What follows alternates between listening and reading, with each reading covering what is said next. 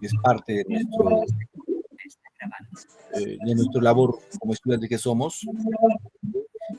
Y por otro lado, participar en clase. Hay que participar, bueno, al menos este grupo es el grupo que siempre me participa.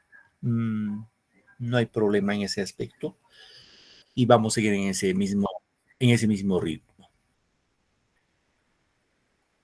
Muy bien, Alicia, a ver, vamos a ver si se mejora tu señal, si otra vez tenemos el tema de la conectividad que nos da siempre una mala jugada. Bien, chicos. Vamos con nuestro tema. Hoy día vamos a proseguir recordando que la clase pasada platicamos de lo que era la literatura incaica, ¿cierto? ¿Sí, recuerdan? Sí, ¿O se olvidaron profesor. de...? Sí, recuerdan, ¿no? Sí, profesor. ¿Qué tema hablamos de literatura incaica? ¿Qué obra hablamos de literatura incaica? ¿Alguien recuerda? La obra de Ollantay. Muy bien, hablamos de la obra Ollantay como obra más representativa dentro de la literatura incaica, ¿no? Bien, chicos, en ese proseguir de nuestra clase vamos a hablar el día de hoy de la literatura y la conquista. Recordemos que la literatura incaica, como cultura inca, nació más o menos, surge en el año 1100 después de Cristo y fenece en el año 1532. Es decir, en 1532 los españoles nos van a conquistar. Bien. A ver, yo les pregunto, chicos, ¿los españoles nos conquistaron o nos invadieron? ¿Cuál sería lo correcto? La apreciación correcta. Nos invadieron. Los invadieron, profesor. Ya. Los invadieron. Doris, a ver, Doris, ¿qué nos dices, Doris? Profesor, buenas tardes. Nos invadieron, profesor, porque ellos vinieron y no a conquistar, sino a invadir, a posesionarse en nuestro país. Muy bien, Doris, correcto. Ya, creo que la mayoría de ustedes está de acuerdo que fue una invasión más, no una conquista. Efectivamente, los españoles nos invadieron, porque al invadirnos nos impusieron dos cosas. Uno, la lengua castellana, la cual nosotros hablamos, y otro nos impusieron fue la religión.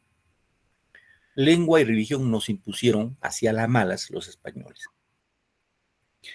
Dime, Fred Maris. Profesor, los españoles nos invadieron al entrar por la fuerza y nos conquistaron al someter y dominar los territorios. Correcto, gracias, Fred Maris. Ahora, un poquito, ¿por qué decimos que no fue tanto como conquista, no? Porque conquistar, su mismo nombre dice conquistar, un acuerdo. Es como si un muchacho conquista a una chica, ¿no? Ambos llegan a un acuerdo, a un buen acuerdo. Es una conquista. En este caso, los españoles no nos conquistaron. Pero tenemos que entender en este caso, sí, de que en los textos, vamos en contextos oficiales, se llama literatura de conquista. Chicos, hay que entender de esa manera. Porque si no vamos a encontrar literatura de la invasión, no lo vamos a encontrar. Es la apreciación que tenemos que manejar. Bien, cuando hablamos de la literatura de la conquista, vamos a indicar que se impone una nueva orientación a la vida, obstruyendo el desarrollo normal de nuestra cultura, en este caso la cultura inca, ¿no? La lengua oficial es ahora el español. Antes era el runasimi. Runa es hombre, simi, boca. Hombre con boca. Y la literatura española encuentra eco en nuestro territorio. Las manifestaciones literarias más frecuentes, ojo, en este caso, en esta época, en la época de la conquista, fueron las coplas, que son las más antiguas, los romances y las crónicas. De estas tres, entre coplas, romances, crónicas, las crónicas son las más importantes. Ya no hay que olvidarnos, las crónicas. Bien, vamos acá al contexto histórico. La conquista se inicia en 1532, no hay que olvidarnos, con la destrucción de la organización incaica, ¿no? La cruzada religiosa, la imposición de la lengua española y la guerra civil entre los propios conquistadores, y que va a finalizar en 1556. ¿Sí? Un poco para ubicarnos en el contexto, este gráfico nos va a ilustrar algo, ¿no? Más o menos hay que entender, chicos, que en el siglo XV, más o menos, pasó lo siguiente en Europa. Bueno, hay que entender que esta partecita de acá es Portugal, algo así para tener en cuenta. Portugal. Esto es lo que es actualmente España. Por acá está Francia. Esta península de acá, de acá es Italia. Y estos países es España, Francia, Italia, Portugal eran grandes navegantes. Y su comercio lo hacían con la India. ¿Y dónde está la India, profesores? La India está acá. ¿Sí? Y dime, hijita, dime, Yuli, te escucho. Yuli. Bueno, voy a imaginar que está probando para luego participar. Bueno, ¿qué pasaba? Que en el siglo XV, XIV, XV posiblemente, el comercio entre esos países europeos, Portugal, España, Italia, era fluido por el mar Mediterráneo, por acá, hacia la India. Pero en un momento dado, los moros, o sea, los musulmanes que vivían en la parte norte de África y Asia, estos moros toman por asalto el mar Mediterráneo, este mar, y no permiten que ningún barco circule. ¿Sí? Y en función a eso, chicos, se va a desarrollar, en este caso, los reyes españoles van a contratar, en este caso, a Cristóbal Colón, italiano, navegante, para que busque nueva ruta a la India. Y ya saben que Colón salió del puerto de Palos, de España, y para él llegó a la India, pero no llegó a la India. Llegó a un continente nuevo llamado América, ¿no? En América, y se establecieron acá, en Panamá, como centro de operaciones. ¿Correcto? Aquí en Panamá. Ojo, recuerden, chicos, recuerden, y eso no me voy a cansar de indicarles, la literatura está bien vinculada a la historia. Si nosotros lo sacamos la parte histórica, lamentablemente no vamos a aterrizar. Bien, estando en Panamá, recuerden que ese fue el centro de operación de los españoles. Un grupo de españoles fue al norte, en este caso encabezado por Hernán Cortés, es el que conquistó a los aztecas, a los mexicas, y el otro grupo vino hacia el sur. ¿Quiénes vinieron al sur, chicos? A ver, ¿quiénes eran los conquistadores? ¿Recuerdan? Eran 3 socios de la conquista. ¿Alguien recuerda a los 3 socios de la conquista?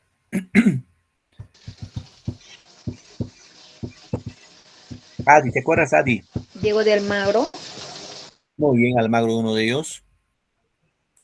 Hernando de Luque, profesor. Muy bien, Hernando de Luque, Almagro, Luque, el Curita. Y Francisco Pizarro, profesor. Y Francisco Pizarro. Muy bien, los 3 socios. Pizarro, que era el jefe, Almagro, el que secundaba, y Luque, el Curita, ¿no? Bueno, recuerden que el que en Panamá no dirigía Pizarro, en Panamá dirigía un gobernador. En este caso, en esa época, era el gobernador Pedro de los Ríos. Pero esos 3 socios se acordaron y formaron su propia empresa a espaldas del gobernador de Panamá.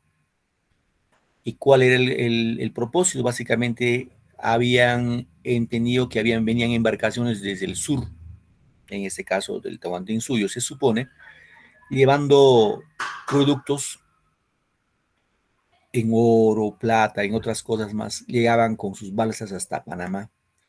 Y ahí se habían enterado que en el sur había un país muy rico en oro y plata. Entonces estos 3 socios se reunieron y dijeron, vamos a ir a esas tierras. Entonces lo que hizo Pizarro básicamente era el jefe de la comitiva. Almagro es el que llevaba provisiones y Luque buscaba financiamiento. De estos 3 socios llegaron al Tahuantinsuyo, en este caso hasta Cusco, fue Pizarro y Almagro. Luque nunca llegó, se murió de viejito por ahí. Bueno, recuerden que ustedes Pizarro hizo varios viajes con dirección al Tahuantinsuyo. Y en uno de los viajes fue en la isla del Gallo, aquí, que está al norte bueno, está en Ecuador, es una isla en Ecuador, llamado la Isla del Gallo. En esta Isla del Gallo se dice lo siguiente, que el gobernador de Panamá, Pedro Los Ríos, se enteró de que Pizarro había salido con sus embarcaciones y seguramente en una cantidad de 180 o 210 hombres que iban con dirección al sur. Entonces, este gobernador Pedro Los Ríos dio la orden de que dé alcance, en este caso un comendero, le encargó dar alcance a Pizarro y lo haga regresar a Panamá. Entonces ese encomendero se dice que fue y lo dio alcance en la Isla del Gallo. ¿Qué hizo Pizarro? Pizarro se dice que sacó su espada, hizo una línea así perpendicular y se puso delante de sus hombres, de sus soldados. Le dijo, los que quieren ser ricos pasen. ¿Cuántos pasaron? Pasaron solamente 13 soldados. Los demás regresaron con el encomendero. 13 soldados. ¿Ya? 13 soldados. Ahora, uno de esos 13 soldados escribió la primera copla. Aquí está esta copla. ¿Qué dice la copla? La copla dice, pues, señor gobernador, mírelo bien por entero, que allá va el recogedor y acá queda el carnicero. Y pregunto, ¿quién era el carnicero?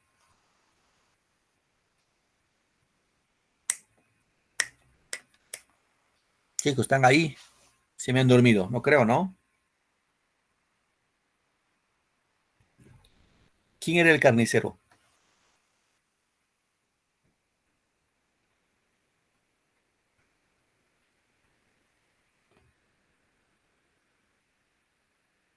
Está claro, está muy claro esto, ¿ah? Si no me están respondiendo es porque ustedes están en otra cosa, no me están atendiendo en la clase.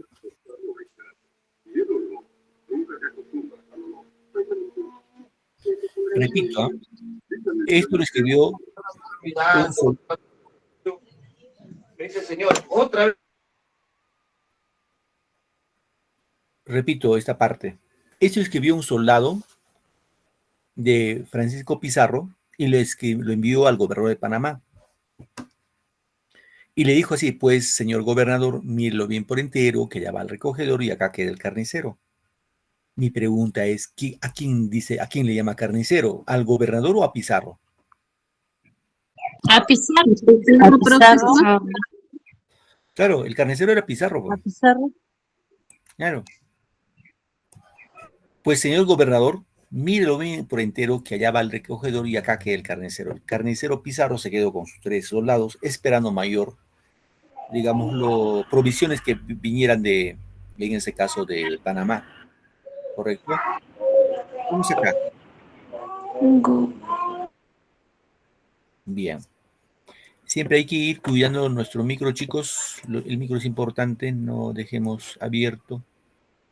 Se escucha acá los suspiros. Bien, vamos acá. Pregunto, chicos, a ver, ¿qué tal estamos? ¿A qué parte del Perú creen que llegó por primera vez Pizarro?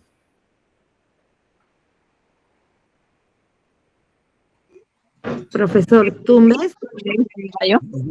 Tumbes, ¿ya? ¿Qué dicen los demás? Cajamarca, profesor.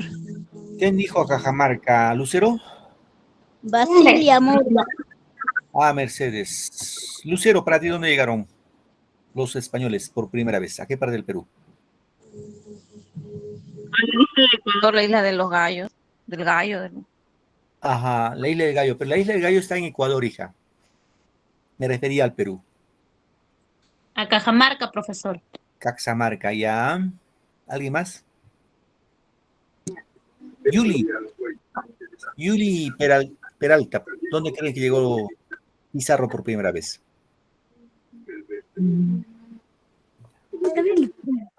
Tres Maris, para ti. Profesor. A Tumbes, profesor. Ya. Alicia, dime, Alicia. Al lago que ha dicho profesor. Lago o isla. A la isla, perdón. Ah, la isla del Gallo está en Ecuador, hija. La isla del Gallo está en Ecuador. Bien, a ver, vamos viendo ya, chicos. Está bien, la sociedad está bien, no hay problema. Ahí vamos un poco ubicándonos, ¿no? Ahora, no puede haber llegado a Cajamarca, ni Cusco, ni Ayacucho, nada. ¿Por qué, profesor? Porque se supone que venían por mar. Y si venían por mar, lo más probable es que lleguen Tumbes, Piura, Lambayeque, La Libertad, Ancash, Lima, Ica, Arequipa, Moquegua, Tacna. Uno de ellos, ¿no? Ahora, se supone que pasó por Tumbes, sí, pero no desembarcó en Tumbes. No desembarcó. Se dice que sí pasó. En Tumbes, quizás alguno es de Tumbes o conoce Tumbes. En Tumbes hay un puerto que se llama el Puerto Pizarro. Del Puerto Pizarro se parte para ir a la isla, a los manglares, que es uno de los atractivos turísticos más bonitos de Tumbes. Y fíjense cómo es los manglares, ¿no? Los manglares son bosques, enormes árboles que crecen en el mar. Dirán, profe, ¿cómo va a crecer árbol en el mar? Profe, está mintiendo. Es que cuando, pues, ustedes saben que Tumbes y Piura llueve mucho en épocas de verano. Y como llueve mucho, todo el lodo, el barro se lleva al mar. Y sobre ese lodo, sobre ese barro, han crecido esos enormes manglares, donde hay aves, hay pequeñas islas, hay caimanes. Es bonito. Si algún día van a Tumbes, visiten los manglares de Tumbes. Se dice que pasó por los manglares. Pero por primera vez llegó, fue a Piura. Digo, claro, a Piura. Y hay una historia ahí. Una historia que lo narra en sus comentarios reales del Inca, que es el Inca Garcilaso de la Vega. El Inca Garcilaso de la Vega dice que lo siguiente, no sé si en clase habrá alguien de Piura. En Piura hay un río que se llama el río Virú. El río Virú, así se llama. Y la historia, la crónica es la siguiente. Se dice que había entre el río y el mar, había un inca que estaba pescando, concentrado, muy concentrado pescando. Entonces, cuando Pizarro vio a ese inca pescando entre el mar y el río, mandó a sus dos mejores nadadores para que lo capturen a ese inca y le pregunten dónde estaban. ¿No? Para que le pregunten dónde estaban. Entonces, ¿qué hicieron en este caso estos dos nadadores? Lo cogieron al Inca, ¿no? Que estaba concentrado pescando. Y se dice, bueno, la crónica dice, cuando el Inca levantó la cabeza, miró delante suyo un enorme barco, el barco de Pizarro. Y lo cual quedó, en este caso, este Inca quedó atónito, asombrado, embobado, pasmado, boquiabierto, porque nunca había visto un barco tan grande. Pizarro, pues este Inca no se preocupó de lo que le habían cogido, nada más estaba preocupado de lo que estaba viendo en su delante.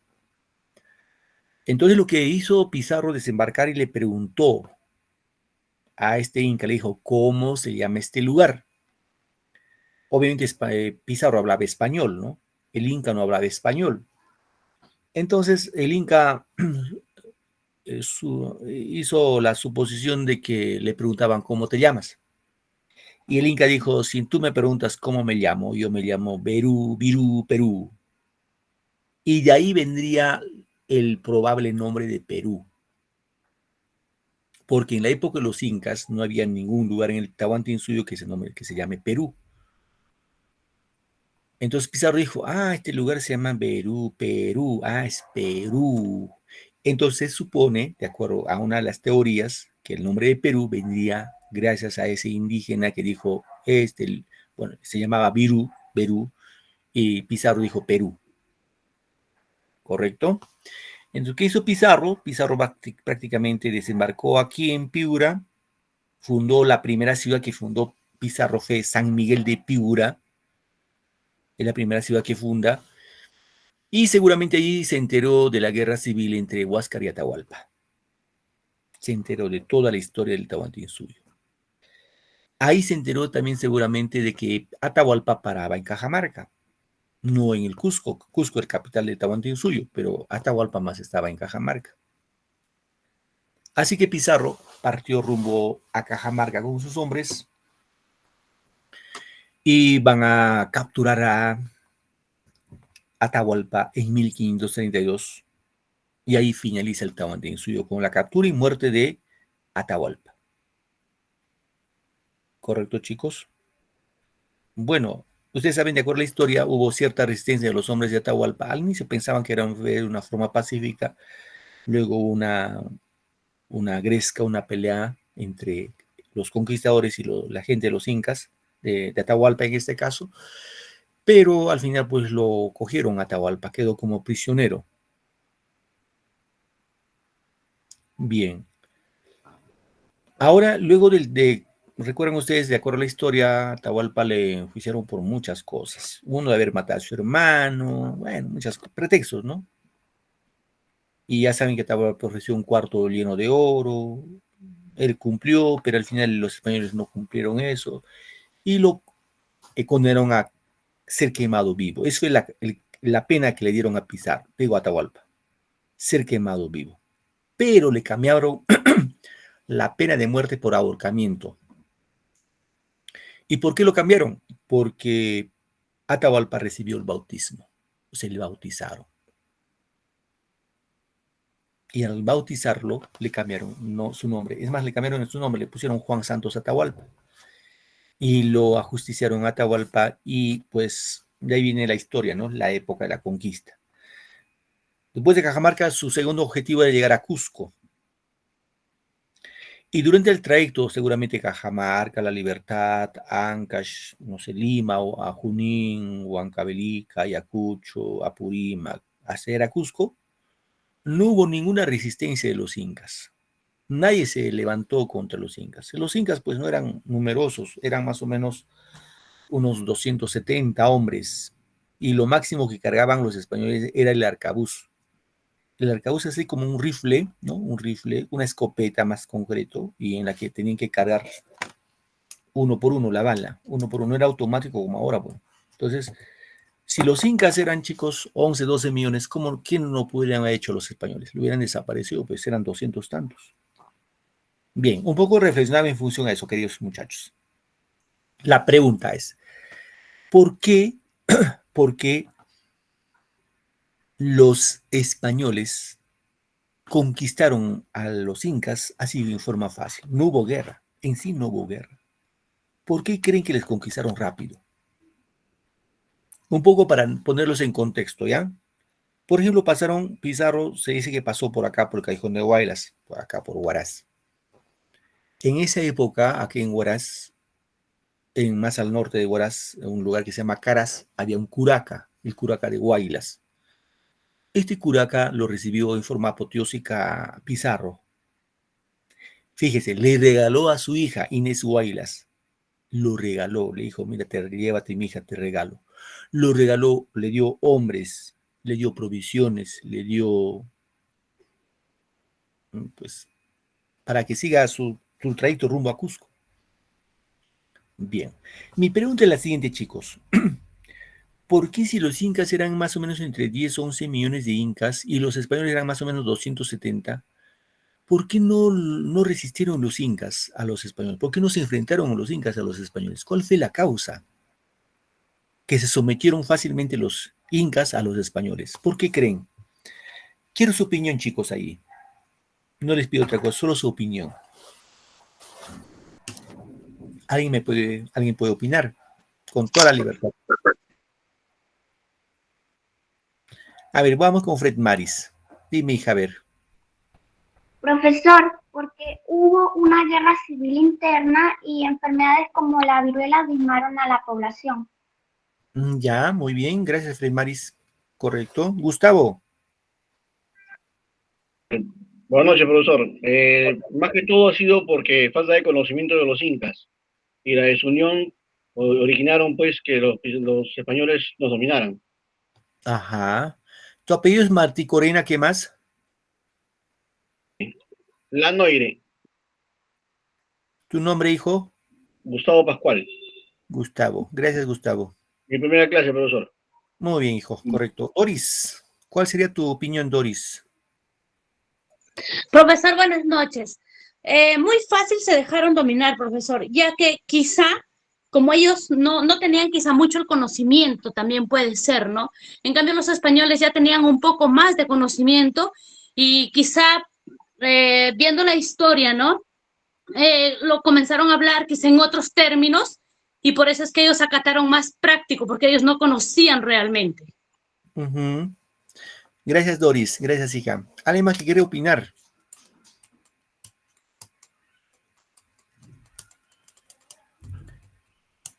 Yo lo que les pido es su opinión, no les pido otra cosa, solo su opinión. Dime, Doris, nuevamente, te escuchamos, hija. Profesor, me falta aclarar ahí, quizá también, profesor, como ellos, los españoles, contaban con armas, quizá también Ujú. por el miedo, profesor, también puede ser. Correcto, puede ser también por miedo, ¿cierto? ¿Alguien más que quiera Fue opinar? porque por primera vez vieron armas de fuego, profesor. Por sus armas de juego, dice Lenin Salas. Salas, ¿otro apellido cuál es? García. Sala García Lenin, ¿no? Ya, gracias, Lenin. ¿Alguien más que quiere opinar?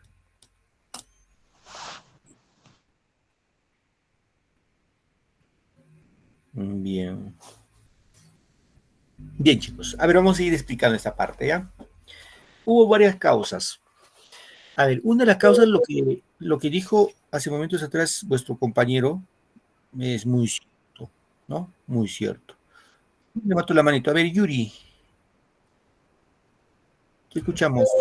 También se dice que hubo un conflicto entre Huáscar y Atahualpa y eso debilitó al imperio inca y esto permitió que los españoles aprovecharan. Muy bien. Tu apellido es Quevedo Moscoso, ¿cierto? No, Quevedo Sobrino. Dime, repíteme, por favor. Quevedo, ¿qué más? Soy Maricielo Quevedo Sobrino. Maricielo es tu nombre, ¿no? Sí, Maricielo. Ya, ok, hija, gracias. ¿Alguien más que quiere opinar? Bueno, vamos avanzando. Lo que dijo vuestra compañera y su compañero inicialmente está en la razón. El Tahuantinsuyo en esa época estuvo dividido en dos bloques, uno a favor de Atahualpa y otros a favor de Huáscar, porque hubo una guerra civil antes. Entonces, algunos estaban a favor de Huáscar y otros a favor de Huáscar, entre Huáscar y Atahualpa. Y obviamente los que estaban a favor de Huáscar estuvieron más bien contentos. Se unieron a favor de los españoles. ¿Correcto? Esa fue una de las causas, la guerra civil. Otra de las causas fue, lo vincularon a su mitología. La mitología dice lo siguiente, de que el dios Viracocha, que recuerden que el dios Viracocha es el dios supremo de los incas, el dios Viracocha iba a regresar a, digamos, a tomar posesión de estas tierras e iba a salir entre las espumas del mar. Así dice el mito. El dios Viracocha iba a retornar, iba a regresar e iba a salir de entre las espumas del mar. Entonces, cuando Pizarro salió del mar, y así con bigote, un blanco, alto, muchos de los incas pensaron que era el dios Viracocha. Pensaron que era el dios Viracocha que estaba volviendo a poner orden después de la guerra civil entre Huáscar y Atahualpa. Y otra de las causas fue seguramente, recuerden ustedes, chicos, que los incas sometieron a varias culturas, como a los chancas, a los huancas, a los chinchas, a los huaylas, a los chachapoyas, a los chimús, etc. Algunos los sometían en forma pacífica, o sea, los incas eran muy estratégicos, iban comenzando, mira, te vamos a someter en forma pacífica. Y si no querían en forma pacífica, ya pues, era con guerra. Y muchos se unieron en forma pacífica.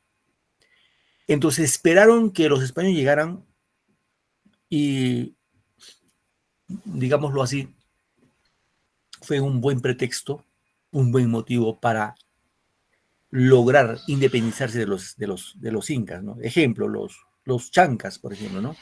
Los chancas que siempre han sido enemigos de los incas, cuando pasaron los españoles dijeron, bueno, pues es nuestro momento para aprovechar e independizarnos, liberarnos de los incas. Entonces se sumaron a favor de los españoles. Una vez que llegaron a Cusco, repito, no hubo ninguna resistencia. Cuando llegaron a Cusco, esos dos socios, tanto Pizarro y Pizarro y Diego de Almagro, se repartieron el Tahuantinsuyo. Del Cusco para el norte fue para Pizarro y de Cusco para el sur fue para Almagro. Y la historia dice que Almagro fue al sur, llegó a Chile, en esa época habían pues los araucanos en Chile, una cultura, y no encontró nada de oro. Al pobre araucano, al último araucano, se dice que lo pusieron así como al, bueno, pollo a la brasa, y lo meten en el fierro, lo hicieron sentar pensando que ocultaba el oro, pero ahí no había oro. Entonces Almagro regresó al Cusco y buscó a su compadre Pizarro. Le dijo, ¿sabes qué, amigo Pizarro? En el sur no hay oro, así que vamos a repartiros nuevamente el oro por nuestro botín. Entonces lo que pasó es que Pizarro dijo, ¿cómo ya? Pues acuerdo. Si no hay oro, búscatelas. Y empezó la guerra civil entre ellos. Ya saben la historia. Pizarro le mató a su mejor amigo, le mató a su amigo Almagro, a Diego de Almagro. Y se escapó de Cusco y se sentó en Lima. Y en Lima le mataron a Pizarro, ¿no? ¿Quién le mató? Su hijo de Almagro, Almagro el Mozo. Le dio muerte a Pizarro. Y se dio las guerras civiles. En función a eso, los reyes de España se enteran de que había guerras civiles en el Perú. Y los reyes de España van a mandar al virrey. Eso fue en 1542. El primer virrey que fue es Blasco Núñez de Vela. ¿Sí? Blasco Núñez de Vela, que fue el primer virrey. Este virrey llegó al Perú y dijo, señores, después del rey yo soy el virrey, así que a partir de la fecha me obedecen. ¿Cuál me obedecen? ¿Cuál virrey? Le mataron al pobre virrey. Lo mataron. Todo por oro y plata. ¿Sí? Y entonces la conquista finaliza pues en la época, bueno, en este caso en 1542. ¿Sí, chicos? Bien, acá un poquito más explicamos. Los medios de expresión, en este caso hemos dicho que son las coplas, los cantares, los romances y las crónicas, constituyen un brote espontáneo y popular que expresan sentimientos diversos como puede ser odios, amores y alegrías. También podemos indicar que son sentimientos de los poetas, soldados, funcionarios, misioneros y nativos, quienes narran y describen a veces con objetividad y otras veces con mucha fantasía. Se dieron por lo general los versos de arte menor y evolucionaron de lo festivo a lo satírico, luego de lo funesto, en este caso, obviamente también el tema de la pasión que estuvo presente, ¿no? Esto ya hemos visto ya. Aquí más o menos vemos esta partecita. Hemos dicho que en la época de la conquista hubo tres especies literarias, llamémoslo así: las coplas, los romances y las crónicas, ¿no? Las coplas son las primeras muestras literarias que aparecieron en Hispanoamérica con la llegada de los españoles. Y esta copla que hemos visto, esta copla es una de las primeras coplas que se ha encontrado en Hispanoamérica, escrito por un conquistador. Son breves. Esta copla tiene una característica de tener, ojo, tiene rima. Gobernador, fíjese cómo termina. Gobernador, recogedor, ¿cómo termina? Entero, carnicero. Fíjense, tiene rima, tiene métrica, tiene ritmo. Y entonces este soldado no era cualquier soldado, era un soldado oculto. Bien. Entre los tres especies que hemos visto, que son coplas, romances y crónicas, las crónicas fueron las más importantes. En las crónicas van a plasmar diversos acontecimientos de la conquista y el coloniaje, ¿no? Se preocuparon sobre todo de plasmar aspectos históricos. Ahora vamos a encontrar cronistas españoles, cronistas indígenas y cronistas mestizos. Los cronistas españoles, por ejemplo, tenemos a Pedro Cieza de León, ¿no? Juan de Betanzos, entre otros más. Cronistas indígenas tenemos a Felipe Guamán Poma de Ayala. ¿Serán profe Felipe, es nombre indígena? Inca, no. Ya saben ustedes, los españoles pensaban que los incas eran gente sin alma. ¿no? Gente sin alma. Y ahí viene el término también del indios, sindios. Indios no se refiere a la India, sino se refiere que los españoles decían indios, y de ahí del término de indios, considerando que los incas no tenían alma. Y en la medida que le iban bautizando a los incas, les iban poniendo nombre de los Felipe, Marcos, Lucas, Juan, etcétera, etcétera. Y en este caso, a Felipe Guamán Pomayala fue un inca. Dirán, profe, si fue inca no sabía leer ni escribir. Es obvio, ¿no? Pero este Felipe Guamán Pomayala lo que hizo es dibujar lo que veía. Dibujaba. Son más o menos de 315 imágenes que hacía. Y este retrato, esta imagen que vemos acá al costadito, este retrato es de Felipe Guamán Pomayala. Aquí encontramos, por ejemplo, un curita que está arrodillado, abierto su Biblia. Y ahí tenemos a soldados delante de él, parecieran arrodillados, ¿no? Y atrás a los incas, ¿no? Siendo adoctrinados, llamémoslo así. Seguramente este cura estaba dando lecciones de religiosidad, de la Biblia en este caso, ¿no? Pasajes bíblicos. Y es lo que hacía Felipe Guamán Pomayala, era dibujar lo que iba observando. También tenemos en este caso cronistas mestizos como el Inca Garcilaso de la Vega y Blas Valera, ¿no? El máximo en este caso encontramos al Inca Garcilaso de la Vega, que es el mejor cronista mestizo y el mejor cronista de todos los tiempos, Inca Garcilaso de la Vega. Bien, un poco comentamos de Inca Garcilaso de la Vega. Su nombre completo fue Gómez Suárez de Figueroa, que fue el nombre de su tatarabuelo. Nació en 1539, ¿no? Y fallece pues en España en 1616, que es escritor, historiador y peruano, ¿no? Aquí un poquito más podemos explicar. Su madre fue Isabel Chimpuocllo, madre de Inca Garcilaso de la Vega, y su padre fue el capitán extremeño Sebastián Garcilaso de la Vega. Ahora, hay que tener en cuenta, queridos chicos, de que Inca Garcilaso de la Vega, que su nombre inicial fue Gómez Suárez de Figueroa, vivió vivió hasta los 20 años en el Cusco, ¿no? Y luego se fue a vivir a España. Y se fue a vivir y reclamar su herencia de su padre a España. Hay que entender que Inca Garcilaso de la Vega estuvo a favor de la conquista. Él estuvo a favor, nunca estuvo en contra. Ahora, su padre se casó con otra español de nombre Luisa Martel de los Ríos y su madre se casó con Juan de Pedroche. Hay que tener algo importante acá. Como su papá era un capitán y su madre era una ñusta de sangre real, era Isabel Chimpuocllo era sobrina de Huayna Cápac. Recibió una buena educación. Él estudió en el colegio de indios de Cusco, indios nobles de Cusco. Y ahí aprendió a leer y escribir. Es más, tuvo como preceptores a dos generales incas, a Chaucarimachi y a Juan Pechuta. Estos generales incas le enseñaron al Inca Garcilaso de la Vega cómo era el Tahuantinsuyo antes que lleguen los españoles. Ahí está lo valioso que tenemos en ese aspecto, ¿no? ¿Qué obras escribió Inca Garcilaso de la Vega? Por ejemplo, escribió La Florida del Inca, ¿no? Los comentarios reales de los incas, la segunda parte que se llama Historia General del Perú, que es la segunda parte de los comentarios reales de los incas, Diálogos de Amor, ¿sí? Y Genealogía de Garci Pérez. ¿Correcto, chicos? Bien, acá un poquito vemos los comentarios reales de los incas. Hemos dicho que fue escrita en dos partes. La primera parte tiene el mismo nombre, los comentarios reales de los incas, que fue publicada en Lisboa en 1609. Lisboa. ¿Dónde queda Lisboa? Portugal. En esta primera parte, el Inca Garcilaso de la Vega hace una descripción de la fauna, flora, costumbres del antiguo Perú.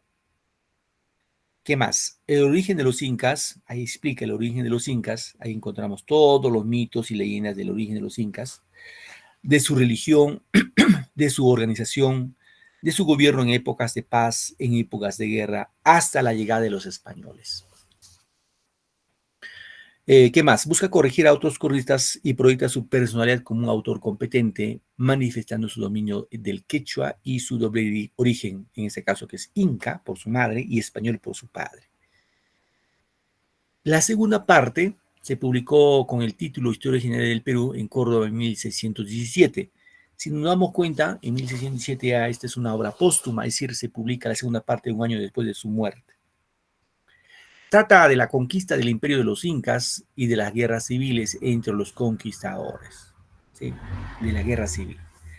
En este caso vamos a indicar la motivación psicológica de Garcilaso radica en la intención o en su intención de reivindicar la figura de su padre calumniado ante los personeros de la corona durante las guerras civiles entre los conquistadores.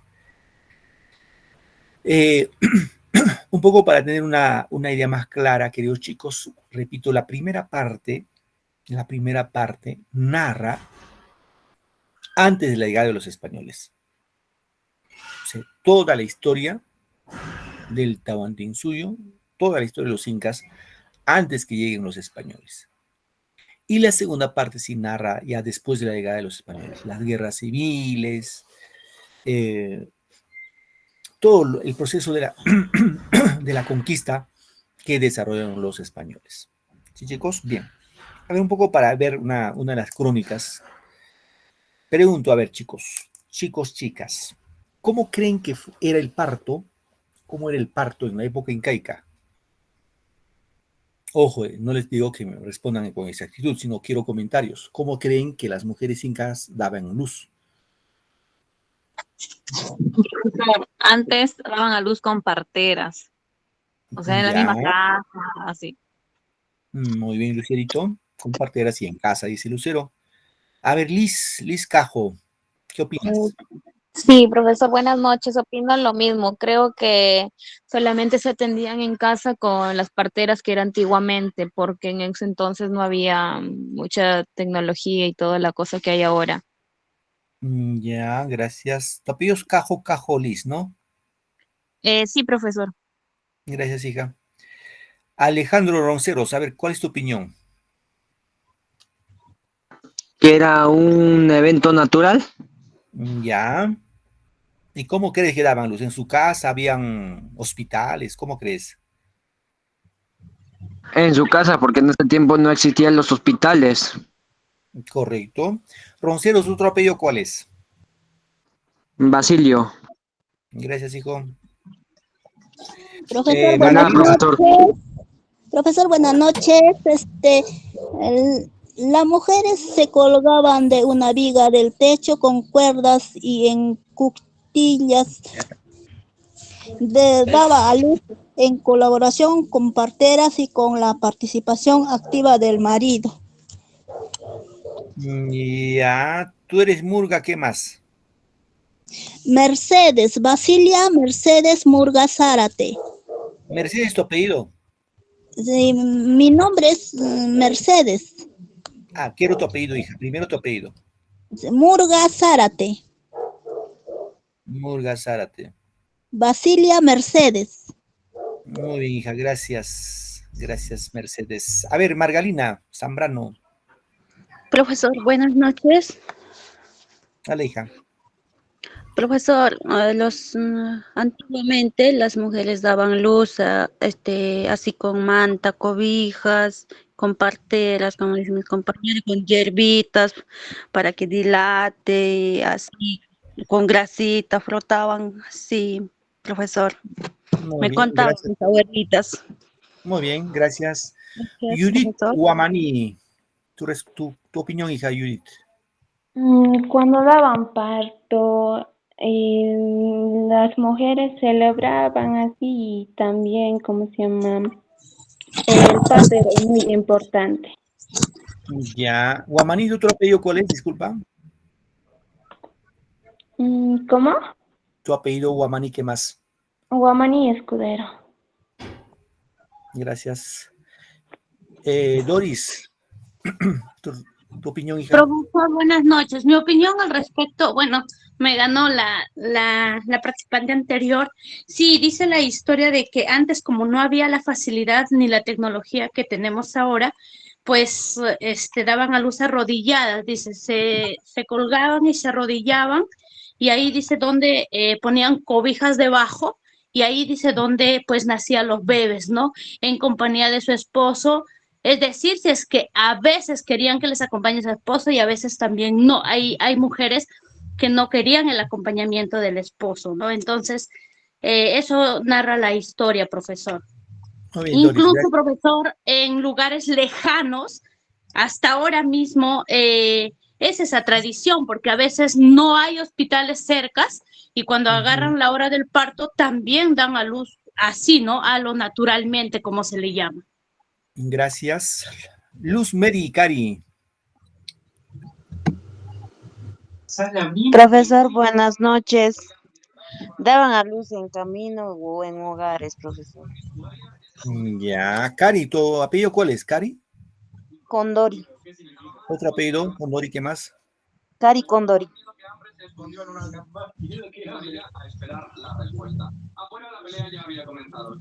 Gracias, Luz. Ari Campos. ¿Cómo está, profesor? Buenas noches. Es como decía mi compañera anterior, antes, por ejemplo, las incas, cuando ya sabían, ya estaban embarazadas, antes de dar a luz, hacían un pago, ¿no? Una pachamama para que puedan dar a luz bien, ¿no? Y luego que ellos, igual, ¿no? Si querían estar los esposos o no querían estar los esposos, igual, ellos, tenían los partos, podría ser de rodillas o paradas, ¿no? Y luego tenían un ritual ellos, ¿no? El cual era ir a un riachuelo junto con sus bebés y poder darse un baño ahí, ¿no? Que era una forma de limpiarse, ¿no? De dar la bienvenida al nuevo niño, por así decirlo, ¿no? Eran normalmente las tradiciones, ya que no había en ese tiempo, pues, hospitales ni nada, todo era en casa, eran las madres, ¿no? Las comadronas o las parteras que en aquel tiempo existían. Correcto. Gracias, Adi. Adi Campos, ¿otro apellido cuál es? Traverso. Gracias. Vamos a ganar tiempo, chicos, porque no va a ganar la ronda de preguntas. A ver, de acuerdo a la versión que del Inca Garcilaso de la Vega, ojo, él nos dice que las mujeres incas daban luz en el siguiente contexto. Ejemplo, la mujer tenía dolores de parto, ya tenía que dar luz. Lo que hacía era irse a un riachuelo y se iba sola, sin compañía, llevando sus pañales, algo con que cortar, y se iba y daba luz sobre la frente de un río. Luego le bañaba a su hijo, con agua fría. La sierra del agua es fría, la cosa es tibio, pero menos su cabeza, menos su frente. Y regresaba ya a su casa cargado su bebé. Eso es lo que dice Inca Garcilaso de la Vega. Ahora, por otro lado, lo que nos quisieron dar una lección los incas fue lo siguiente. Los incas, las mujeres incas, lactaban a sus bebés cuando más o menos el bebé tenía pues 1 año, 9 meses, 1 año por ahí, y el niño se podía sostener, ¿cierto? La mamá inca dice que ponía una banca en el suelo y el niño tenía que lactar parado. Si era, profe, qué malo, la mamá cómo lo va a lactar parado. No era malo, sino era un tema de que para comer tenía que esforzarse. Esa era la lección que tienen que darle, que desde niño, desde nacidito y con cierta noción de lo que era la alimentación, y al niño se le tiene que educar que para comer se tiene que esforzar. Así que el niño cogía el pecho de su mamá, lactaba, saciaba su hambre y dejaba de lactar. Lo que no pasa ahora, ¿no? Ahora, ¿qué pasa? Lo tienen ahí los niños 1 año, 2 años, 3 años, está ahí como chanchito, lacte, la mamá ya no tiene ni leche, pero ahí está lactando porque está pues echadito, cómodo, ¿no? Entonces, eso, por ejemplo, es una lección que nos daban los incas. ¿Correcto, chicos? Muy bien, vamos ahora sí con una ronda de preguntas. Les voy a pedir en esta partecita su participación y ver cómo estamos. A ver. Pregunta. La deducción del nombre de Perú se encuentra en la obra de Huamán Poma de Ayala, Tito Yupanqui, Blas Valera, Inca Garcilaso de la Vega o Pedro Cieza de León. A ver, ¿quién levanta la manito? Ahí tengo a Fred Maris, ¿alguien más?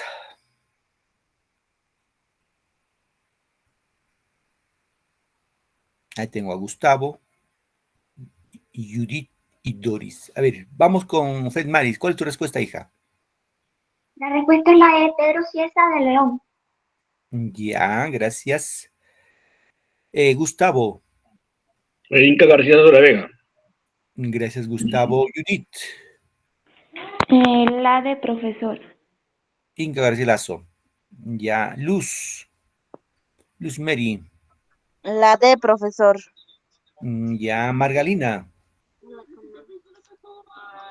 Inca Garcilaso de la Vega, profesor. Yuri. Yuri. La de profesor. Ya, María Andía. María. La D, profesor Inca Garcilaso de la Vega.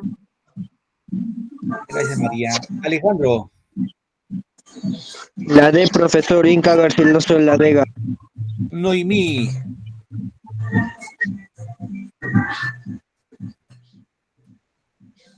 Bien. Vamos ganando tiempo ya porque nos gana la hora. La Ojo, D, Gala. profesor Inca Garcilaso de la Vega. Aquí está sencillo, ¿no? Gracias, hija. La respuesta es la D. Inca. La D, profesor Inca Garcilaso de la Vega. Sí. La respuesta ahí la D, ya, chicos. Bien, vamos con la siguiente pregunta. Bajen su manito ya bajen su manito y yo voy a ayudarles a bajar porque si no les voy a preguntar y quizás no me van a contestar y ya, por ahí viene el tema. A ver, la pregunta es la siguiente. A ver, la pregunta dice así. Las primeras manifestaciones literarias de la conquista fueron, ¿qué cosa? Coplas, canciones, crónicas, comentarios, coplas. Mientras que aquellas que tuvieron el encuentro de dos culturas fueron romances, coplas, canciones, romances, crónicas. A ver, levanten la manito, chicos, ahí. Las crónicas, las canciones, profesor. Levanten la manito, ¿ya? Para ir llamándoles. Vamos, Doris. Doris Guamán. Profesor, lo que es las crónicas, las canciones, profesor, las coplas. ¿La C o la E?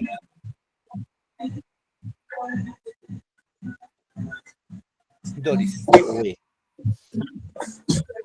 Oye, Carlos, ¿de dónde se llama? Hay que apagar el micro, ya, por favor, hay que apagar el micro si no se filtra todo. Rosita, apaga tu micro. Si no se filtra todo lo que va. Alicia, tu respuesta. Alicia Alvarado. La E, profesor. Gracias, Alicia. Luz Mari. Profesor, la C, las crónicas, las canciones. Ya.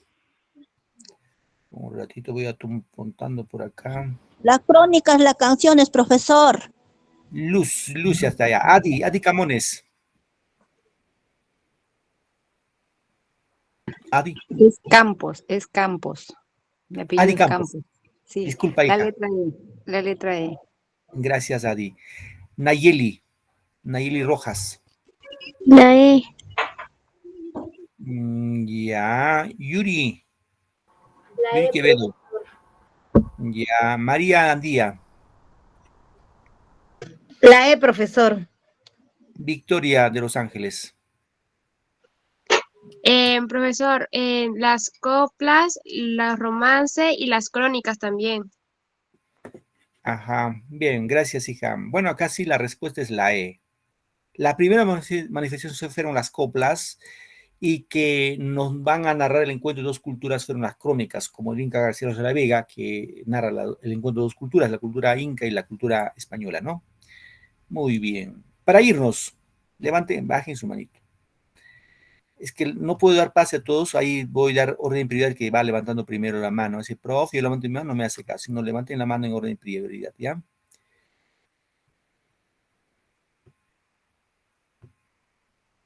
Ya. Pregunta dice, Felipe Guamán Poma de Ayala es un cronista mestizo español, indígena, soldado o cura. A ver, Adi Campos.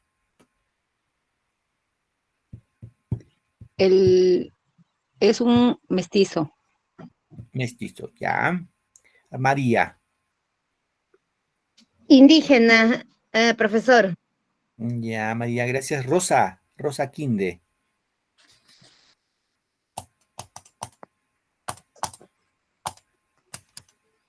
Nayeli Xiomara Rojas. Indígena. Fred Maris. Indígena, profesor. Doris Guamán. Indígena, profesor. Lucero Méndez. Así es, profesor, indígena. Yuli. La C, profesor. Michelle Bernuy. La C, profesor. Eli Huancas.